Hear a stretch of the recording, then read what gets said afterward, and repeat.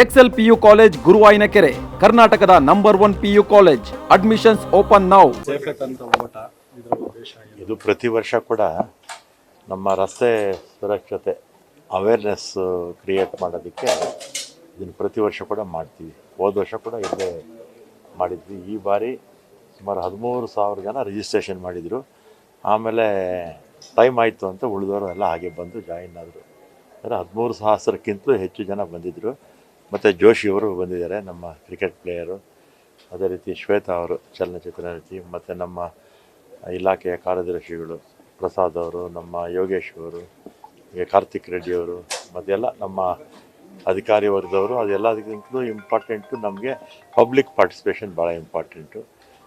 ಅವರೆಲ್ಲ ಕೂಡ ಬಂದು ಈ ಓಟದಲ್ಲಿ ಭಾಗವಹಿಸಿ, ಅದರಲ್ಲಿ ಸೈಕ್ಲಿಂಗು ಇತ್ತು ಮತ್ತು ಓಟನೂ ಇತ್ತು.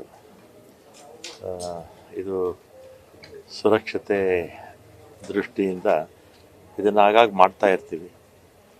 ಯಾಕಂದರೆ ಆಕ್ಸಿಡೆಂಟ್ಸ್ ಪ್ರಮಾಣ ನಮ್ಮ ದೇಶದಲ್ಲಿ ಎಷ್ಟೇ ನಮ್ಮ ಪೊಲೀಸ್ ಇಲಾಖೆಯವರು ಮತ್ತು ಟ್ರಾನ್ಸ್ಪೋರ್ಟ್ ಇಲಾಖೆಯವರು ಪ್ರಯತ್ನ ಮಾಡಿದ್ರು ಕಡಿಮೆ ಆಗ್ತಾ ಇಲ್ಲ.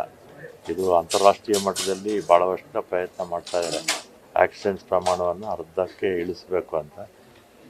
ಸುಮಾರು 1,70,000 ಜನ ಪ್ರತಿ ವರ್ಷ ಆಕ್ಸಿಡೆಂಟಲ್ಲಿ ನಮ್ಮ ದೇಶದಲ್ಲಿ ಸಾಯ್ತಾರೆ. ಅದರ 2ರಷ್ಟು ಅಂಗವಿಕಲರಾಗ್ತಾರೆ. ಮತ್ತು ಇಲ್ಲಿ ನಮ್ಮ ರಾಜ್ಯದಲ್ಲೂ ಅಷ್ಟೇ ಸುಮಾರು 15,000 ಜನ ಪ್ರತಿ ವರ್ಷ ಆಕ್ಸಿಡೆಂಟ್ಸ್ ಸಾಯೋದ್ರ ಜೊತೆಗೆ ಮತ್ತು ಹೆಚ್ಚು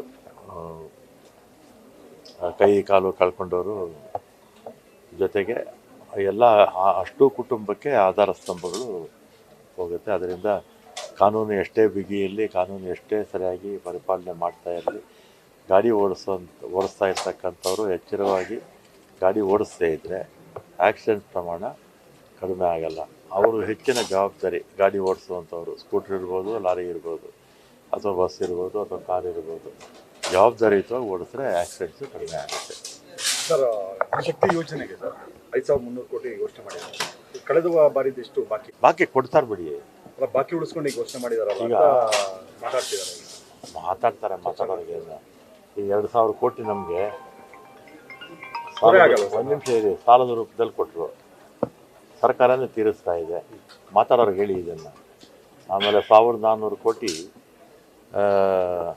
ಇದು ನಮ್ಮ ಮೋಟ್ರ್ ವೆಹಿಕಲ್ ಟ್ಯಾಕ್ಸ್ ಎಕ್ಸಂಪ್ಷನ್ ಕೊಟ್ಟರು.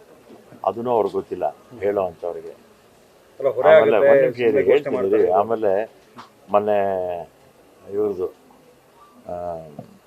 ಯೂನಿಯನ್ ನಿವೃತ್ತ ನೌಕರರಿಗೆ ಅವ್ರದ್ದು ಡಿಮ್ಯಾಂಡ್ಸ್ ಇತ್ತಲ್ಲ, ಅದಕ್ಕೆ 1,200 ಕೋಟಿ ರಾಜ್ಯ ಸರ್ಕಾರನೇ ಕೊಟ್ಟಿದೆ. ರಾಜ್ಯ ಸರ್ಕಾರ ಕೊಡಬೇಕಾಗಿರಲಿಲ್ಲ.